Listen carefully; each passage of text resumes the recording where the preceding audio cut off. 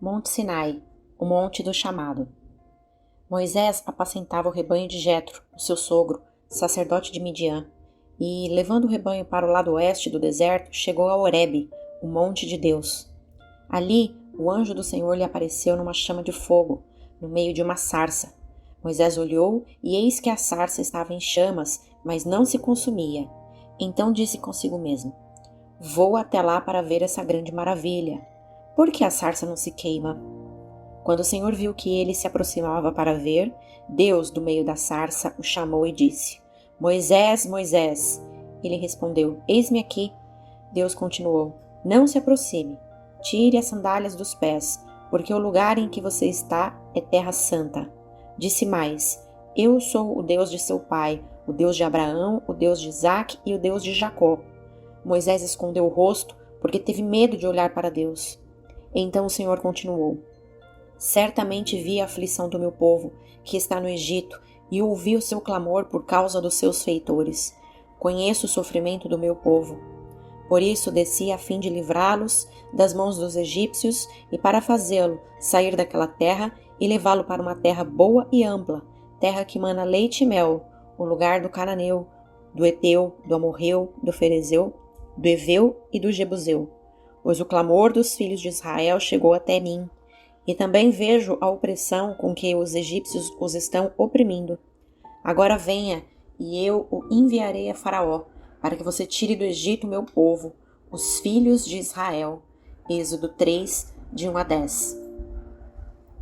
Primeiro, Horebe, o monte do chamado. Decorridos muitos dias, o rei do Egito morreu. Os filhos de Israel gemiam por causa da sua escravidão. Eles clamaram e o seu clamor chegou até Deus. Êxodo 2:23. Após o clamor do povo, Deus chamou Moisés a uma grande tarefa, através de sua santa manifestação em um arbusto, sarça, no monte Horebe, também conhecido como Sinai. É interessante notar que a palavra Horebe significa deserto, lugar de sequidão, e foi nesse monte, denominado o Monte de Deus, que Deus se revelou a Moisés e o chamou a uma obra ministerial. Quando passamos pelo Horebe, nossa vida não é mais a mesma, pois aquele monte é o monte do chamado. Horebe, portanto, é lugar da manifestação de Deus, lugar de chamada, lugar de convocação. O Horebe é um lugar de presença de Deus, de ministração, de ensino, de reconhecimento de fraquezas, de humildade, de edificação. O tempo no Horebe é o tempo de ouvir a voz de Deus. Por isso, no Horebe, as coisas materiais se tornam irrelevantes e o chamado se apresenta diante de nós. É um local de aprofundar-se com as coisas espirituais. Segundo, não podemos fugir do chamado de Deus. Caminhemos 400 quilômetros para a cidade de Jope, onde aprenderemos um pouco mais sobre o que devemos achar a respeito de nosso chamado. Jonas se levantou, mas para fugir da presença do Senhor, para Tarsis. Desceu a Jope e encontrou um navio que ia para Tarsis. Pagou a passagem e embarcou no navio, para ir com eles para Tarsis, para longe da presença do Senhor. Jonas 1:3. Jonas era um patriota, e em seus dias, o maior inimigo em potencial de seu povo era a Assíria, cuja capital era Nínive, exatamente o local para onde Deus o enviou a pregar. O profeta pensava que, se não pregasse àquela nação, aquele povo seria destruído, livrando Israel da opressão dos seus inimigos. Jonas 4:2. Mas não era este o plano de Deus para com eles, e Jonas não queria entender isso. Ao invés de deixar ser usado por Deus, ele tentou usar Deus. Por vezes, nós já agimos como Jonas, não querendo que nossos inimigos se convertam de fato, não querendo que nosso inimigo receba da misericórdia e graça de Deus em lugar de juízo, especialmente quando somos chamados por Deus como instrumentos para esta conversão. A reação de Jonas diante da benignidade do Altíssimo para com o povo de Nínive foi lamentável. Quando o servo de Deus perde a visão espiritual, fica egoísta e começa a pensar somente em si, vivendo preocupado apenas com as próprias necessidades e se esquecendo das pessoas espiritualmente perdidas. Foi preciso o Senhor dar uma lição em Jonas para que a sua consciência fosse despertada.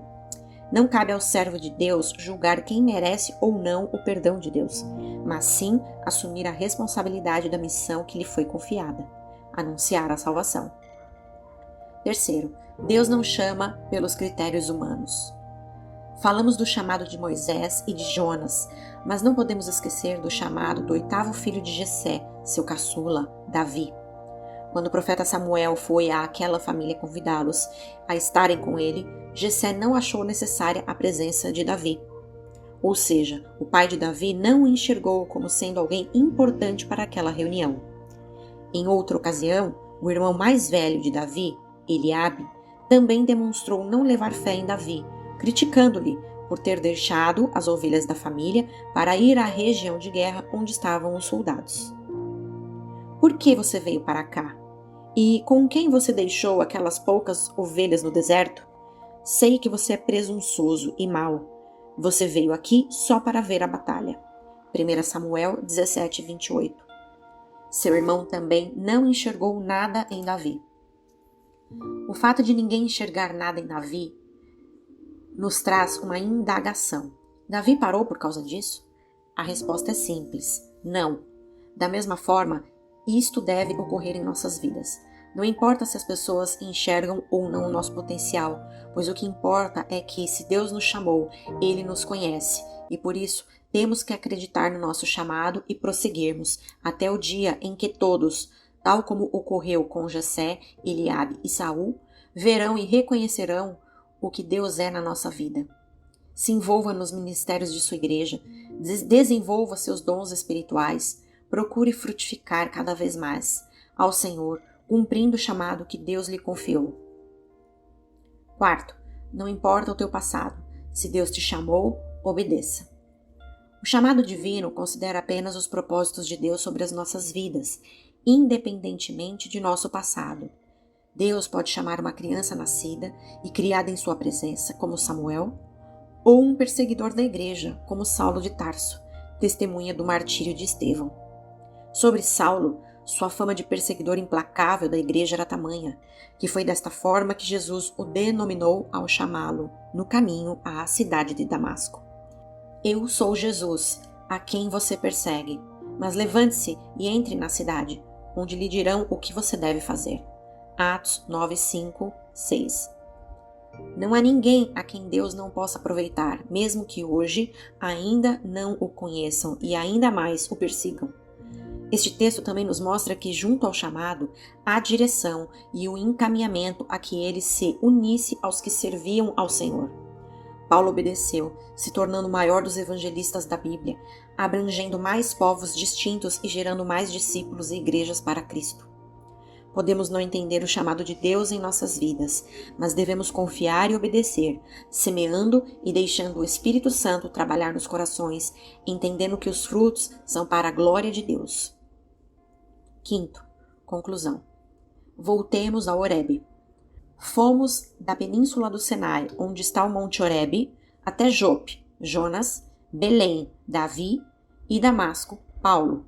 E agora voltaremos a subir ao monte. Lembremos que ali Deus se manifestou a Moisés e revelou a ele a sua vontade. Não somente isso, e apontou quando deveria começar a exercer o seu chamado. Agora, Êxodo 3:10. Não disse depois, nem mais tarde, ou depois de formado. Junto ao chamado, há instruções a serem obedecidas pela fé, como vimos no chamado de Abraão. Repare que, já livres dos exércitos de Faraó, seria neste local que Deus entregaria os 10 mandamentos a Moisés, demonstrando que, onde há chamado, há direção, mesmo que nem sempre a entendamos, como foram os 40 anos na península do Sinai e o roteiro desconhecido por Abrão, e a sua vontade para o seu povo é trazida com clareza. Que você possa subir este Horebe, onde não apenas sinta a presença manifesta de Deus, que aquecerá o seu coração, mas que, também, você possa ouvir a sua direção e cumprir a sua vontade, entendendo que Deus quer lhe usar para ser um canal de bênçãos para o seu povo e para aqueles que precisam de libertação. Deus te abençoe, rica e abundantemente.